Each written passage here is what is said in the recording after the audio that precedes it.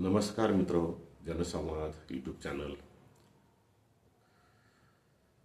महाराष्ट्रामध्ये स्थानिक स्वराज्य संस्थेच्या निवडणुका संपन्न होत आहे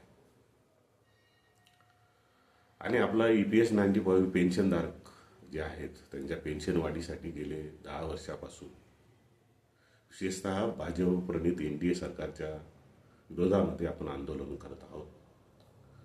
परंतु या सरकारने आपली फारशी काही दखल या ठिकाणी घेतली नाही. उलट आपली वारंवार त्या ठिकाणी फसगत केलेली आहे आणि आपल्या पेन्शन वाढीसाठी ते काही फारसे अनुकूल नाही आहे. मला वाटतं आता जे झालं ते पुरेसे झालेले आहे. म्हणून महाराष्ट्रातील या स्थानिक स्वराज्य संस्थेच्या निवडणुकीमध्ये EPS 95 पेन्शनधारकांनी जवळपास 15 लाख लोक आहेत पेन्शनधारक यांनी भाजप प्रणित महायुती सरकारच्या उमेदवाराच्या विरोधात मतदान करावे, त्यांना पराभूत करण्यासाठी या ठिकाणी मदत करावी अशी विनंती मी आपल्याला या ठिकाणी करतो.